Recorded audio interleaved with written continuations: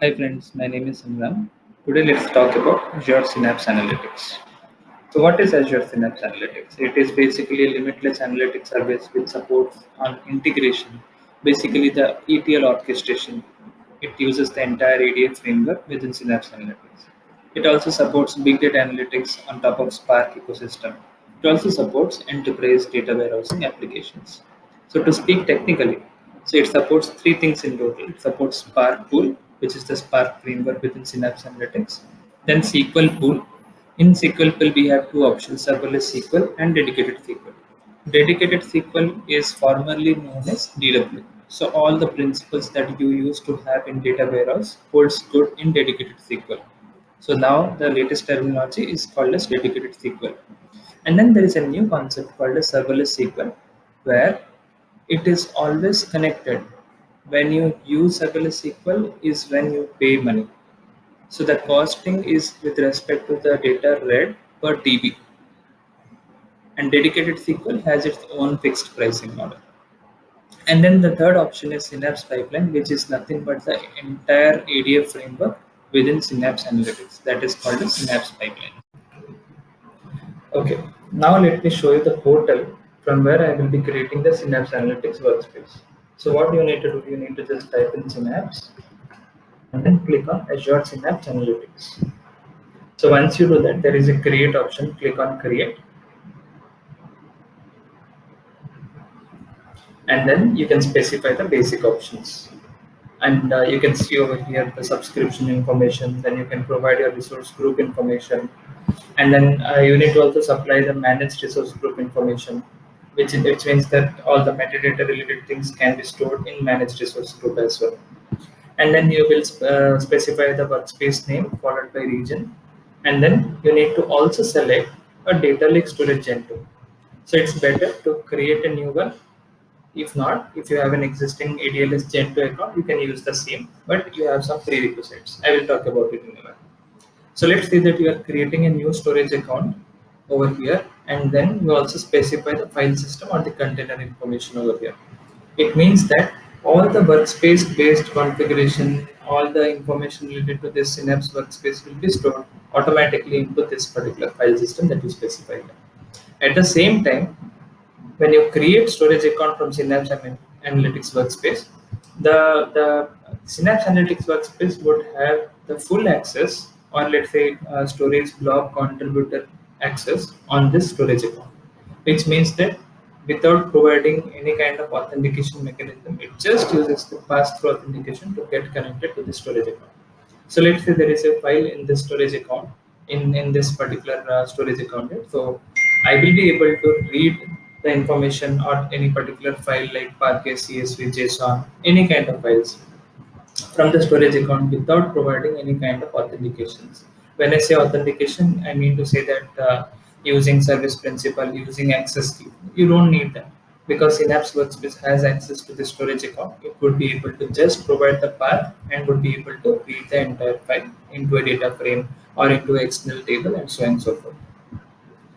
Okay, now let's go to security. And here you need to provide the SQL admin username and the password. So this is just to support the SQL pool, both serverless as well as dedicated. So if you want to get connected through SSMS or to just these databases, right, dedicated SQL database or serverless SQL database, you would need to provide this password, and just provide the same password in password and then scroll down. So you can encrypt, you can do a double encryption over here. Generally the most of the services within Azure, right, it supports encryption using Microsoft managed key. Here you can see, choose to encrypt all data at rest in the workspace with a key managed by you. It means that if you have your own key, you can provide it here, and Microsoft will also encrypt the data using your own key. And at the same time, I will say that allow my pipelines to access SQL pool. So using the same Synapse Workspace managed identity. So every resource has its own identity, right? So that is actually called as managed service identity. So it means that when my Synapse pipeline is referring to SQL pool, it would use the Synapse managed identity to connect to SQL pool. So I'm allowing that.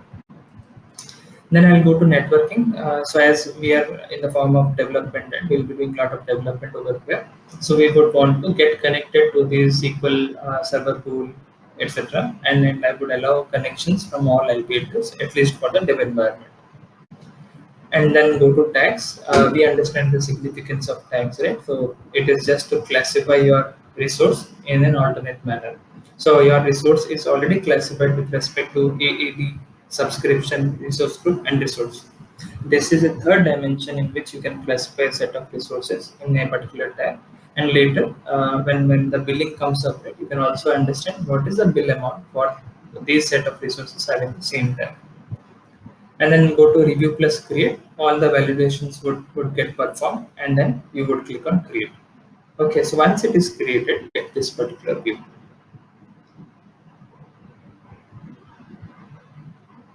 Okay, so here I'll talk about the important items. So the options are almost similar to what you see in Azure SQL or Azure SQL Data Warehouse. Nevertheless, I'll just explain about the important properties over here. I have been saying that every resource has its own identity, and that is represented using managed service identity. So that is nothing but this particular item. The concept is entirely similar as service principal, but service principal can be created separately. But here, every resource like Synapse Workspace would have its own managed identity. And now if I say that this Synapse Workspace has to access storage account, then I can go to the storage account, give permissions on this particular managed service identity, which means that Synapse Workspace would be able to have that level of access whatever I give to that storage account. And at the same time, I also mentioned that while creating, I explained to create the ADLS Gen 2 account as well as to provide the file system. So you can see over here, the same thing is represented as primary storage account.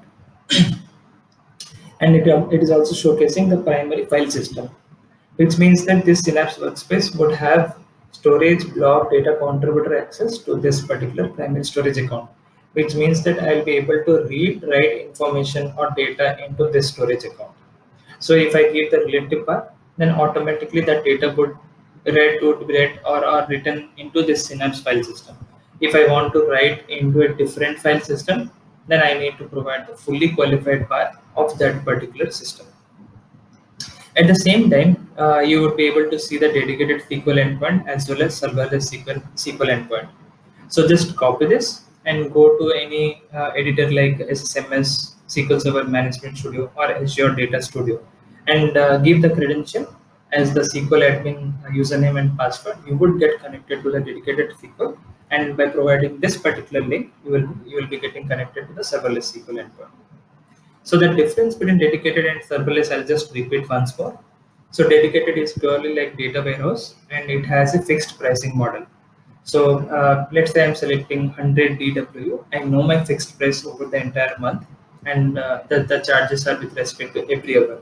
So for the time when it is up and running, you pay for that cost, that fixed cost. But in serverless SQL, it is not a fixed cost, even if it is active behind the scene. But you're not paying when you're not using serverless SQL. But when you're using, you're paying in terms of how much amount of data is read with respect to a DB. Okay, that is serverless SQL. And in dedicated SQL, you can create some persistent tables with a proper distribution scheme, like hashing, round robin, and then replication. But in serverless SQL, you cannot create a persistent table. In serverless SQL, you can create an external table, and you can also create some views on top of your external table plus using OpenROSET. So that's the basic difference between dedicated and serverless SQL. We have lot many number of differences. I will share you over the link. And then to open the Synapse Studio, you need to click on. Then it is taking you to a different tab, and this would be the workspace.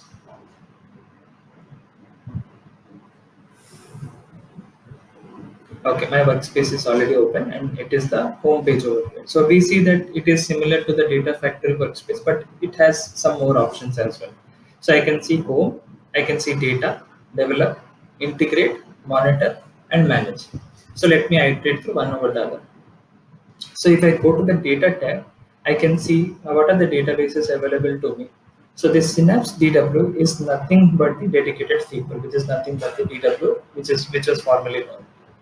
And then I can also see my DB, which is my serverless SQL DB. Okay. and then go to linked, and you can see that I'm automatically connected to the primary file system of the primary storage account over here. Okay, I'll be able to see whatever the other files present in this account. I'll be able to see. And the best thing is, if I know a particular data set and I need to create some external table scripts, right? So I can simply right click, and you can see I can create an external table script. If I want to create a notebook, I can create, and I can directly load the data into a data frame. Okay. So the practical part I'll be solving in a separate video. Here I'm just talking about the introductory portion of Synapse Analytics. Then I'll go to develop, where I can actually create and save my SQL script plus the notebooks. So here you can see that I have created few scripts which are pointing to the serverless SQL. So how am I making sure that it is whether it is getting connected to serverless SQL or the dedicated SQL? So it is over here. So connect to built-in. Built-in is nothing but the serverless SQL, and dedicated SQL is what you call it as DW earlier, right? Okay. And then I will also show you a few notebooks that I have coded earlier. And here as well, you need to create a Spark pool before using a notebook. What is a Spark pool? In Databricks world, you would call that as a cluster. Here, I would call that as a Spark pool. So I have not yet shown you how to create a Spark pool. Let's go there and then come back to this particular notebook. So go to the Manage tab and go to Apache Spark pool and click on New. So when I create this, I can specify the Apache Spark pool, and then what is the node size family, how many number of nodes I require. And you can see over here, let's say I'm talking about the small 4 core 32 GB of RAM in total. I'm selecting this particular node. And then auto scale, and you can see that the number of nodes option will appear, where you can specify the minimum number of nodes as well as the maximum number of nodes. So based on what is the current workload, it will automatically decide to choose the appropriate number of nodes, and you are paying for whatever number of nodes is getting used. And then it also showcases the estimated price. Okay, now let's go to additional setting, where you can see the option called as automatic pausing. Because you would like to save some money, right? And if you have a predictable load demand, you can always keep this enabled. It means that if it is not getting used for the next 15 minutes, this Apache Spark pool will shut down its own instances. At the same time, it is also showcasing what is the version of Apache Spark. So currently it is 2.4. In I think in some time, let's say in 2 to 3 months of time, you might see 3.x version as well. And it also showcases you what is the version of Python, Scala, Java, .NET, and so on and so forth. So this is basically the Spark pool. Now let me go back to this develop area, and then this notebook is on top of Apache Spark pool. Okay, I can specify which Spark pool I need to execute this particular notebook. At the same time, you have multiple language framework, right? Like you can use PySpark, Scala, .NET Spark, which is new, and then the Spark SQL. Okay, we will solve a lot of problem statements on the notebook area as well in the coming sessions. Now let me go to integrate. So this integrate framework is totally similar as ADF pipelines.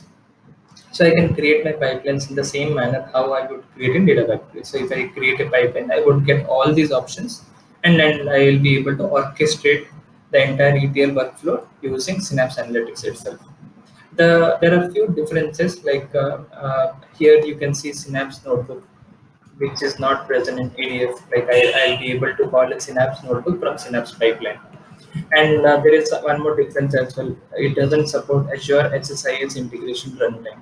So we will cover a lot of those things later on, but just highlighting you that it supports the entire EDF framework within Synapse Analytics, and here we call this as a Synapse pipeline. Then we have monitoring, where you will be able to monitor all the pipeline runs that has happened over this particular time range.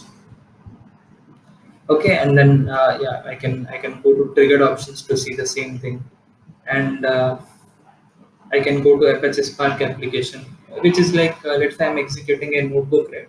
Notebook gets executed within the Spark session. So those sessions would come over here. You can keep track of what is happening. All the logs can be monitored within Apache Spark application. And if you're running a SQL query, that SQL query would be appearing over here, and how much amount of time it has taken to process.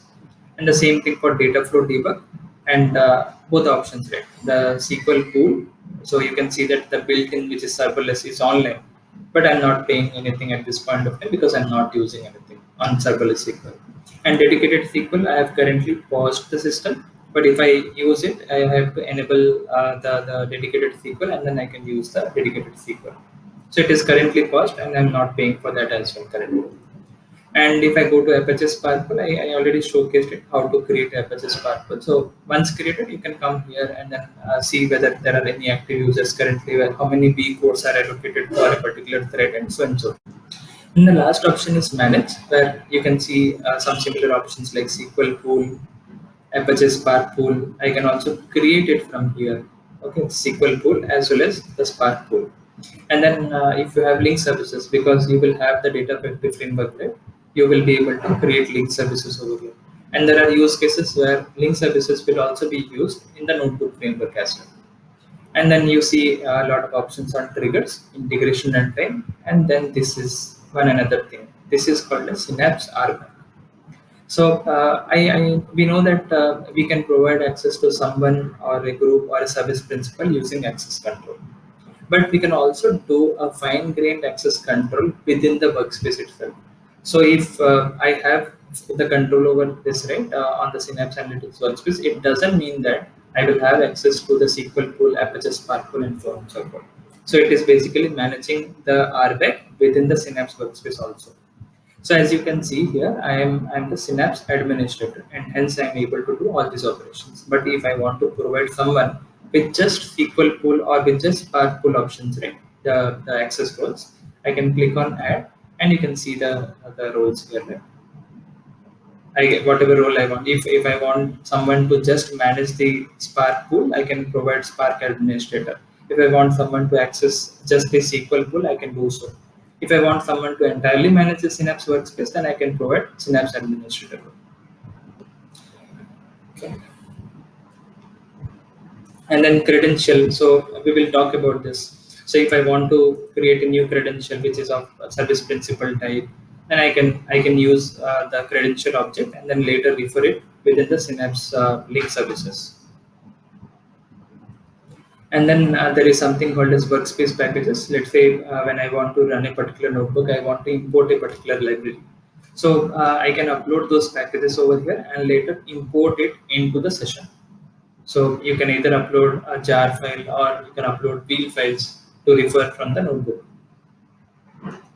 So I think this is the entire introduction of Synapse Analytics Workspace. In upcoming sessions, we'll also talk from the practical standpoint. I'll try to solve few problem statement within Spark pool, then SQL pool, as well as within Synapse pipeline.